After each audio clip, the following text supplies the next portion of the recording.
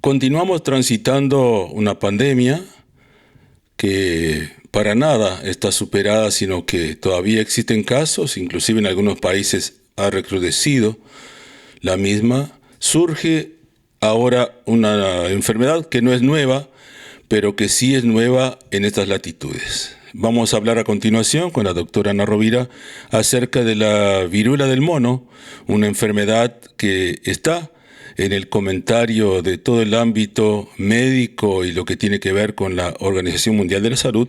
Vamos a conocer entonces un poco más de esta enfermedad y de qué manera prevenirla para que no sea como sucedió con el COVID. Así que conversemos entonces. Buenas noches. Buenas noches a toda la teleaudiencia. Bien. Viruela del mono. Bueno, es una enfermedad virósica que su nombre deriva de que fue descrita por primera vez en un mono y que luego se fue transmitiendo al ser humano. Por supuesto que nace en África y bueno, pero ahora en estos últimos días han habido brotes en distintos países, por lo cual la Organización Mundial de la Salud ha lanzado una alerta, digamos, ya que no es una situación de emergencia sanitaria, no es una pandemia como fue el coronavirus, pero como tú decías, conviene conocer sobre esta enfermedad para, bueno, poder prevenirla. Bien, surgió en África, donde hace muchos años existe endémicamente, pero ahora con todo lo que tiene que ver con la globalización, los viajes de un extremo al otro del mundo, la gente viaja mucho, la gente va y viene, y por ende también las enfermedades se trasladan a grandes distancias. Ha surgido en algunos países de Europa y ahora en América, inclusive se ha dado el primer caso en nuestro país. Conocimos el primer caso en nuestro país, es una persona de sexo masculino que tiene como antecedente haber estado en Brasil, por lo tanto no es un caso autóctono, sino que es lo que decimos que es un caso importado, o sea que la persona contrajo la enfermedad en otro país, pero la trajo a nuestro país. Entonces hay que estar atentos con todas aquellas personas que estuvieron en contacto con este paciente, ya que por ser un virus, como decíamos hoy, se transmite de persona a persona y bueno, y todas las personas que hayan estado en contacto con este paciente deben se les debe realizar un seguimiento por parte del Ministerio de Salud Pública y bueno, y deben de permanecer en cuarentena. Si no presentan ningún síntoma, vuelven a retomar su actividad habitual. En un principio consideramos que es una zoonosis, o sea, una enfermedad transmitida de animales al ser humano, pero también se da de persona a persona. Sí, exactamente.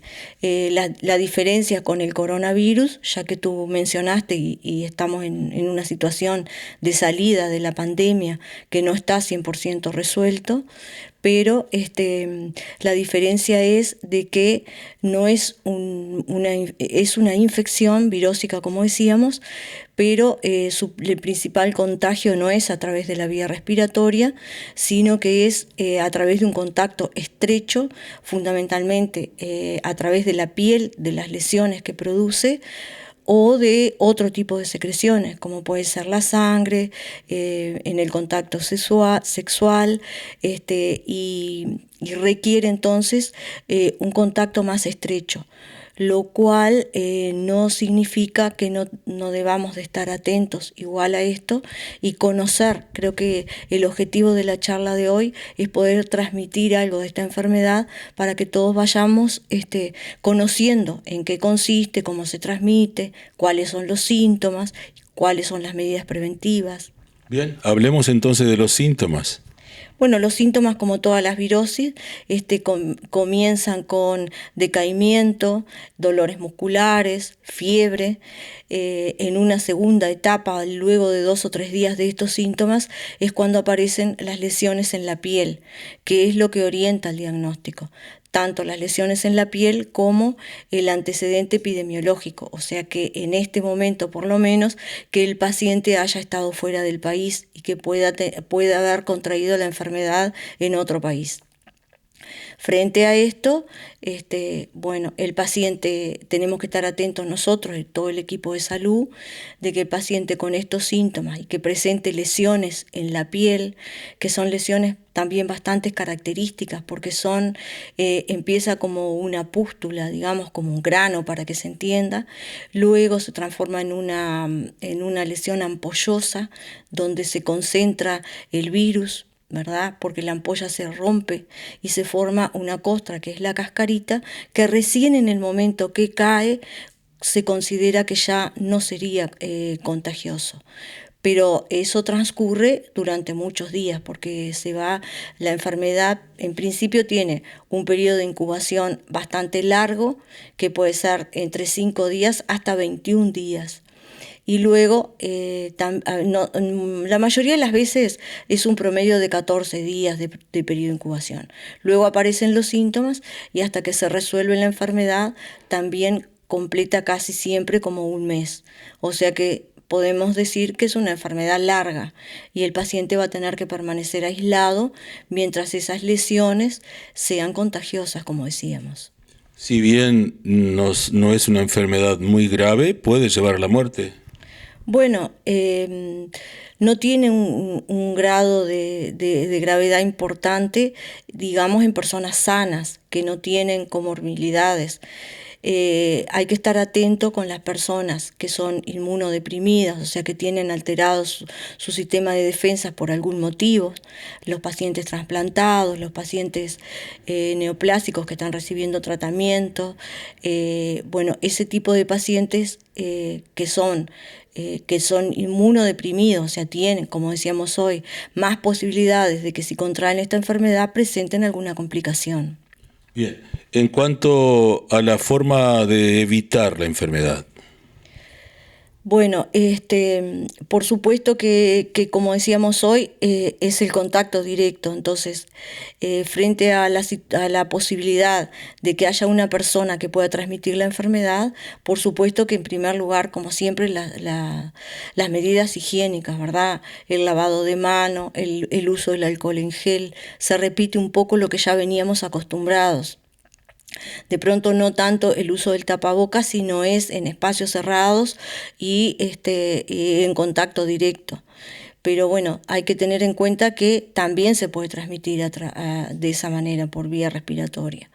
Entonces, tener en cuenta esas cosas, el personal de la salud fundamentalmente tiene que ser muy cuidadosos, el uso del equipo de protección es importante, por supuesto, y bueno, y una vez hecho el diagnóstico, el paciente va a ir a su domicilio, porque no va a requerir internación seguramente, pero debe mantener aislado. Y ahí las condiciones de higiene son fundamentales porque el contacto con la ropa, con la ropa de cama, también si otra persona entra en contacto puede ser una posibilidad de contagio.